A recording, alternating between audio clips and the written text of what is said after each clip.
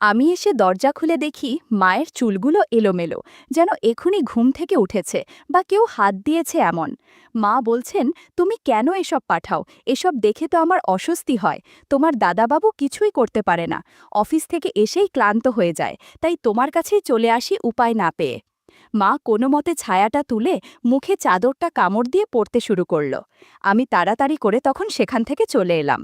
আমি অজিত, আমার বয়স ১৮ বছর, থাকি ঢাকা মিরপুরে ভাড়া বাসায়। আমাদের বাসাটা ৪ তলা, আমরা থাকি নিচতলায়। আমাদের পরিবারে সদস্য সংখ্যা ৩ জন, মা, বাবা আর আমি। আমার মায়ের নাম সীমা এবং বাবার নাম রজত। আমার বাবা মা অনেক ওয়েল এডুকেটেড ছিলেন, তাই তারা আর কোনো সন্তান নেননি। তখন সবেমাত্র করোনার উপদ্রবটা কিছুটা কমেছে, লোকজন আবার ঢাকার উদ্দেশ্যে রওনা দিয়েছে কাজের খোঁজে। আমাদের দ্বিতীয় তলায় একটি ফ্ল্যাট খালি ছিল, সেখানেও একটা পরিবার উঠল। তাদের পরিবারে সদস্য সংখ্যা ছিল ৩ জন, মা, মেয়ে ও মেয়ের বাবা। উনার নাম রহিম এবং আন্টির নাম আফরিন। আঙ্কেল ছিলেন আনুমানিক ৬ ফুট লম্বা, সুঠাম দেহের অধিকারী। আন্টিও কম যান না, স্লিম ফিগার, শ্যামলা বর্ণের মহিলা। আর তাদের মেয়ে আমার থেকে ১ বছরের ছোট, নাম রিয়া। আঙ্কেল আন্টি দুজনেই চাকরি করেন। ওহ, বলতে ভুলেই গেলাম, আন্টিকে দেখে আমার একটু হিংসেই হলো। আমার মা উনার মতো স্লিম ছিল না, গায়ের রং এমনি ফর্সা। আর বাবার কথা তো বাদই দিলাম। আঙ্কেল আন্টির বয়স হবে প্রায় ৪৪ ও ৩৭, আর আমার মা বাবার বয়স ছিল ৩৯ ও ৪৬। অনেক তাড়াতাড়ি ওদের সাথে আমাদের ভালোই সম্পর্ক হয়ে গেল। আমার তেমন কোনো বন্ধুবান্ধব ছিল না, যার ফলে আমি প্রায় সারা দিনই বাসায় বসে কম্পিউটারে গেমস খেলতাম। আর মাঝে মাঝে রিয়া আসতো, ওকে নিয়ে মুভি দেখতাম, গান শুনতাম। একদিন আমি সোফায় বসে নাস্তা করছিলাম, আর মা দরজার সামনে বসে ঘর ঝাড়ু দিচ্ছিল। আঙ্কেল অফিসে যাওয়ার জন্য নেমে আসলেন ২ তলা থেকে। আমি লক্ষ্য করলাম রহিম আঙ্কেল কলাপস গেট খুলতে খুলতে মায়ের দিকে তাকিয়ে আছেন। মা বাইরের দিকে মুখ করে বসে কাজ করছিলেন। আমি দেখলাম আঙ্কেল গেট না লাগিয়ে মায়ের তাইকে তাকিয়ে আছেন। আমার কানে হেডফোন লাগানো ছিল। এই দৃশ্য দেখে আমার রাগে টগবগে হয়ে উঠে দাঁড়ানোর কথা ছিল, কিন্তু সেটা না হয়ে আমার কান গরম হয়ে উঠতে লাগলো। আমি আমার ফোনে বাজতে থাকা গান অফ করে দিয়ে নাস্তা করতে লাগলাম, আর শুনলাম রহিম আঙ্কেল মাকে ডাকছেন। আমি আর চোখে তাকিয়ে দেখি আঙ্কেল ইশারা করে মাকে বলছেন, বৌদি, দাদা তো সেই জিনিস বানিয়েছে। এই কথা শুনে মা বলে উঠল, এসব কি বলছেন আপনি? আঙ্কেল বলল, আরে মজা করলাম একটু, রাগ করবেন না প্লিজ। রহিম আঙ্কেল তাড়াহুড়ো করে বেরিয়ে গেলেন। মা আমার দিকে তাকানোর আগেই আমি চোখ সরিয়ে মোবাইল ঘাটাঘাটি করতে লাগলাম। মা ঘরে এসে বিড়বিড় করে কি বললেন, তারপর আবার কাজ করতে লাগলেন, আর আমি কলেজে চলে আসলাম। তার ৩-৪ দিন পর আবার আমি সোফায় বসে নাস্তা করছিলাম। সেদিন ছিল ছুটির দিন। বাবা তার রুমে টিভি দেখছেন, মা কাপড় চোপড় ধুচ্ছিল। কাপড় ধোয়ার সময় কাকস্নানের মতো হয়ে গিয়েছেন প্রায়। দারুণ অপূর্ব লাগছিল তাকে। পরনের কাপড় ভেজা থাকায় মা আমাকে বললেন কাপড়গুলো ছাদে গিয়ে মেলে দিতে, কিন্তু আমার ইচ্ছা করছিল না বিধায় আমি বারণ করে দিলাম। অগত্যা মা নিজেই চলল কাপড় দিতে। আমি বসে মায়ের সিঁড়ি ওঠা দেখছিলাম। মা ওপরে ওঠার সময় খেয়াল করলাম আঙ্কেলদের বাসার দরজা খোলা, আর মা ওঠার ঠিক পরেই আঙ্কেল তাড়াহুড়ো করে ওপরে উঠে গেলেন।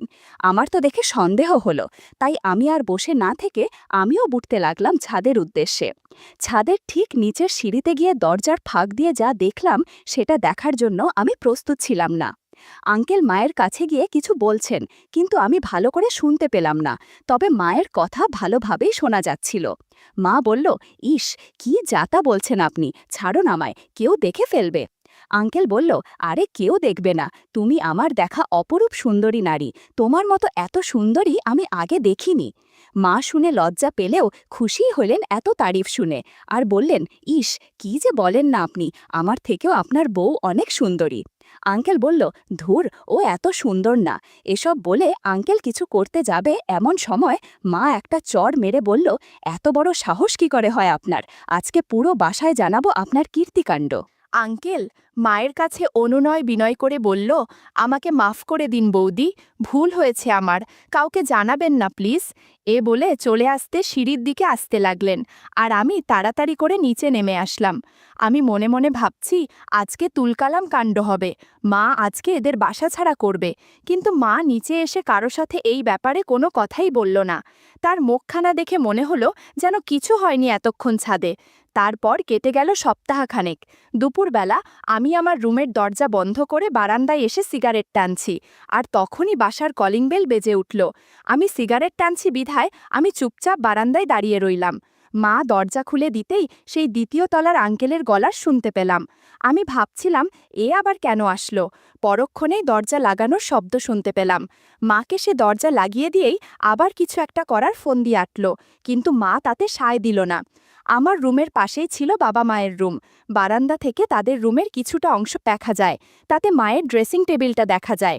আর সেখানে দেখছি আঙ্কেল আবার মাকে পিছন থেকে জড়িয়ে ধরেছে, কিন্তু মা ওনাকে আর সেদিন ছাদের মতো বাধা দিলেন না, কিন্তু কি যেন একটা বললেন। আর তখন ছেড়ে দিয়ে মা আমার ঘরের দিকে এসে দরজায় চাপ দিতেই দেখেন দরজা বন্ধ। তখন আর কিছু না বলে মা তার রুমে ঢুকলো, আর তার পিছন পিছন আঙ্কেল ঢুকলো। তখন মা রহিম আঙ্কেলকে বললেন, আরে আপনি তো দেখছি নাছোড়বান্দা, আচ্ছা ছাড়ুন, আপনাকে একটা জিনিস দিচ্ছি।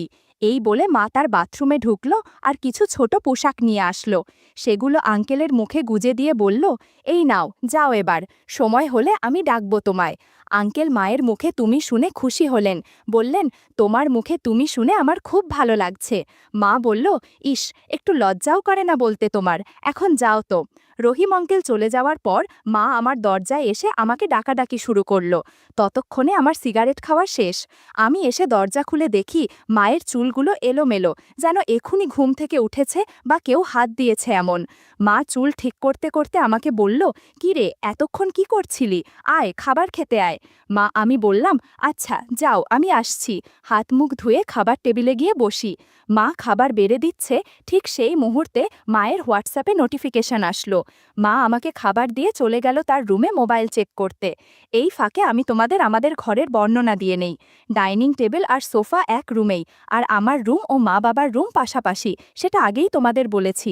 ডাইনিং টেবিলটা যেখানে রাখা সেখান থেকে মায়ের রুমে সম্পূর্ণ দেখা যায়, এমনকি আমি যেখানে বসে আছি সেখান থেকে মায়ের ড্রেসিং টেবিলটার মধ্য দিয়ে আমার বারান্দার কিছু অংশ দেখা যায়।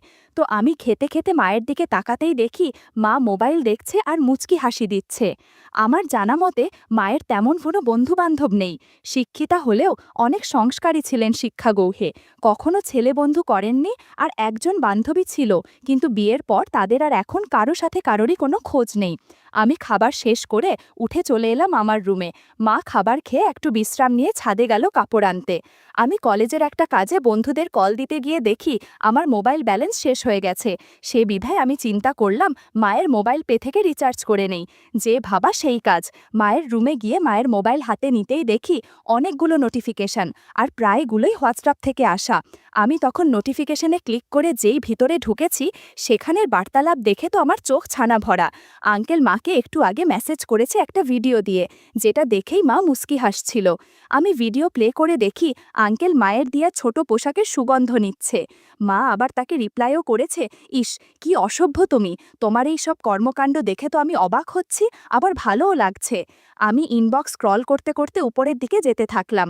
শুরুর দিকে দেখলাম আঙ্কেল মাকে অনেক বিরক্ত করেছেন, কখনো মেসেজ দিয়ে, কখনো কল বা কখনো ছবি ও ভিডিও পাঠিয়ে। মা তাকে দুবার ব্লক করেছেন, সেটা লিখেছেন তাদের কনভারসেশনে।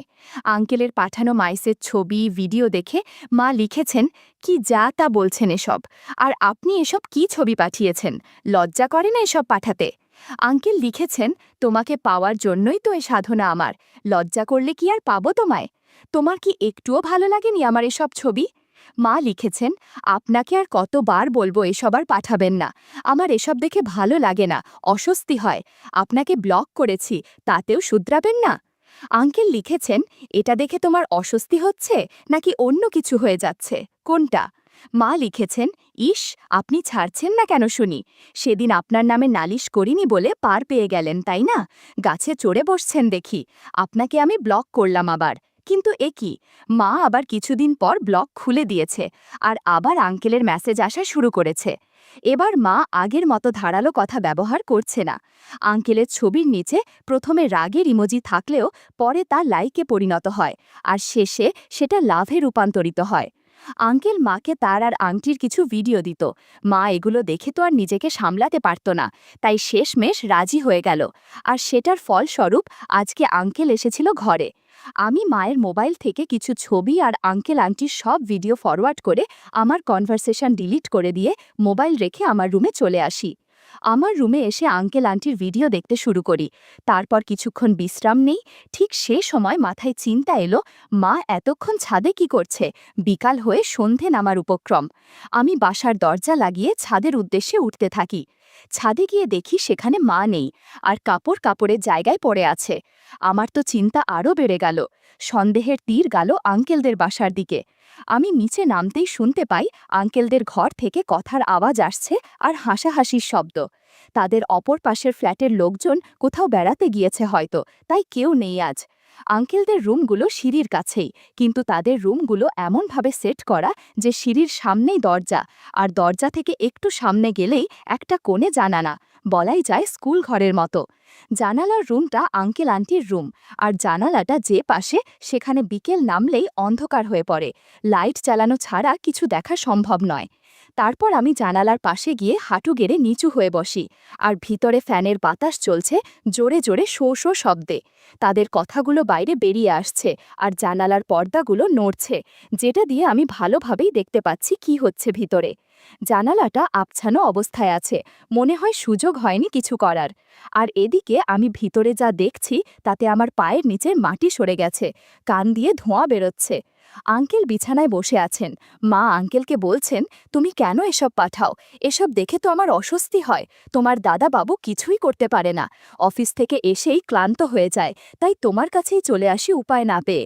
এসব ঘটনা দেখে আমার অবস্থা আরও খারাপ হয়ে গেল। কখন যে আমার পিছনে আন্টি দাঁড়িয়ে এসব কাণ্ডকীর্তি দেখছিলেন জানা ছিল না। আমার কলার ধরে আমাকে টেনে তুললেন, টেনে আমাকে সিঁড়ির কাছে নিয়ে এলেন। আমার অবস্থা খারাপ দেখে আমাকে ধাক্কা দিয়ে চলে যেতে ইশারা করলেন, আর নিজে ঘরের দরজা থাবড়াতে লাগলেন। আমার তো বুক ধড়পড় করা শুরু করল। আজ কি হবে? সব শেষ।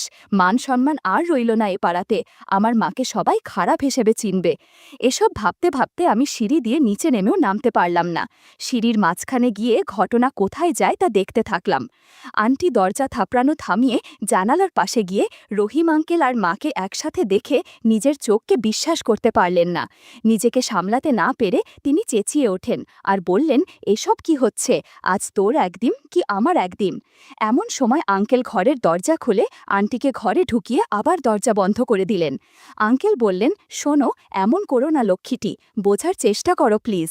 এদিকে আমি আবার ঘরের পাশের জানালায় গিয়ে চোখ রাখতেই তাদের আলাপ শুনতে পেলাম।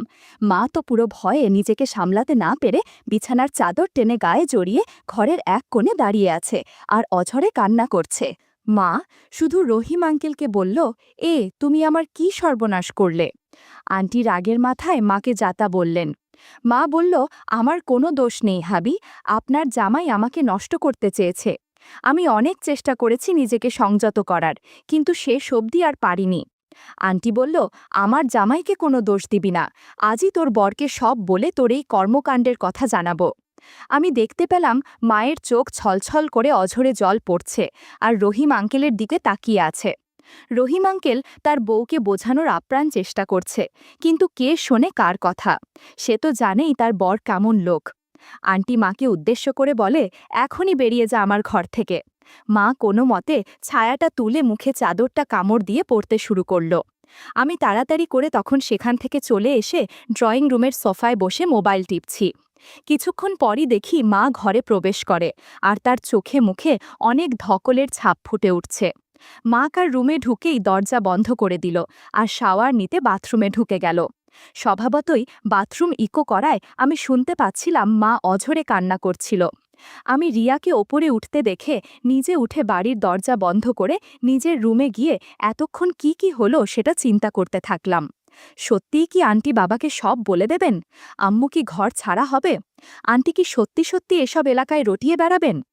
আমার মায়ের আজ এ দশা দেখে একটু হলেও খারাপ লেগেছিল, কিন্তু পরক্ষণেই মনে একটা রোমাঞ্চকর অনুভূতি খেলে গেল, আমাদের জীবন বদলে যাবে সেটা ভেবে। রহিম আঙ্কেল আর মায়ের সেই দৃশ্যগুলো এখনও চোখের সামনে ভেসে বেড়াচ্ছে। এসব চিন্তা করতে করতে কখন যে ঘুমিয়ে গেছি বুঝতে পারিনি। ঘুম থেকে উঠি মা বাবার বাকবিতণ্ডা শুনে। রাত তখন বাজে ৯টা। আমি আমার রুমের বারান্দায় গিয়ে দাঁড়াই আর তাদের ঘরের দিকে তাকাতেই দেখি রুমে শুধু মা বাবাই নয়, সাথে আন্টিও আছেন। তিনি একাই এসেছেন নালিশ করতে। বাবা জিজ্ঞাসা করল, কি হয়েছে তোমার? এসব আমি কি শুনছি? তোমার এই অবস্থা আমি জীবনেও কল্পনা করিনি। তোমার আমাকে দিয়ে হয় না? আন্টি বললেন, আপনার বউ এসব খুবই খারাপ কাজ করেছে। সে আমার হাজব্যান্ডের দিকে নজর দিল। মা অঝরে কাঁদছে আর বাবাকে বলছে, তুমি আমাকে ভুল বুঝছো, আমি এসব নিজে থেকে কিছুই করিনি, সব দোষ ওই রহিমের। বাবা আন্টিকে কিছু না বলে রাগী কণ্ঠে বললেন, তুমি নিজেকে সংযত করতে পারলে না? মা বলল, সত্যি বলো তো, তুমি কবে আমার দিকে ঠিকভাবে তাকিয়েছিলে? আমি কত দিনের একা, তুমি নিজেকে প্রশ্ন করো। তুমি কবে আমাকে সময় দিয়েছিলে, তোমার কি মনে পড়ে? বাবা মায়ের কথাগুলো শুনে আসলেই ভাবতে বসে কি হয়েছে আর কি করেছে তার সাথে। বাবা বুঝে উঠতে পারে না মাকে কি বলে তার এই কাজকে ভুল প্রমাণিত করবে। কয়েক সেকেন্ডের জন্য বাবার মুখ বন্ধ থাকতে দেখে এবার আন্টি বাবার পক্ষ হয়ে মাকে কথার বেত্রাঘাত করতে আসে। আন্টি বলল, আমার জামাইকে কেন আপনার এই মোহের জালে ফেললেন? এ বলে আন্টি বাবার সামনে এসে মাকে একটি উদাহরণ দেওয়ার চেষ্টা করেন, যেটা দেখে আমি, মা, বাবা সবাই পুরো মেরে যাই। আন্টি মাকে বললেন, দেখুন, এখন আমি যদি আপনার জায়গায় থেকে আপনার বরের সাথে এসব করি তখন কেমন লাগে? আন্টি কথাগুলো বলেই বাবার সাথে আপ্ততিকর কাজ করতে থাকেন। ঘরের মুহূর্তটা কিছুক্ষণের জন্য পিন পয়েন্ট সাইলেন্সে পরিণত হয়। সাথে সাথে আন্টি বলে ওঠেন, কি হলো, এবার কি হয়েছে? বুঝলেন তো আমার কেমন লেগেছে? তা মা কিছু বলে না, শুধু বাবার কোনো প্রতিউত্তর না দেখে বাবার দিকে এক অপলক আশ্চর্যসূচক দৃষ্টিতে তাকিয়ে থাকে। বাবা আন্টির দিকে তাকিয়ে আছে। আন্টি দেখি বাবার তাকিয়ে একটা মুচকি হাসি দিচ্ছেন আর নিজের রুম থেকে বের হয়ে চলে যেতে থাকেন। আমি তাকাতেই দেখি আন্টি দরজা খুলে বের হয়ে গেলেন। এদিকে বাবা তাকিয়ে আছেন মায়ের দিকে আর মা অভিমানে এক গাদা প্রশ্ন মনে নিয়ে বাবার দিকে তাকিয়ে আছে। একেই হয়তো বলে মেয়ে মানুষ, নিজে দোষ করলেও সমস্যা নেই, পার্টনারের দোষ অনেক বড় বিষয়। সে রাতে কেউ তেমন আর কথা বলেনি। এক কথায় নিস্তব্ধতার মাঝেই খেয়ে দিয়ে চলে এলাম ঘুমোতে। হয়তো আমি ছিলাম বলেই বেশি কিছু হয়নি। আমি না থাকলেই হয়তো ভালো হতো। কে জানে আরও কত কি হতো। বন্ধুরা, ইউটিউবের গল্পগুলো শুনে মজা না পেলে আমার ওয়েবসাইটে দেয়া গল্পগুলো শুনতে পারো। সেখানে প্রতিদিন খোলামেলা গল্প আপলোড করা হয়। কমেন্টে ওয়েবসাইটের লিংক দেয়া আছে।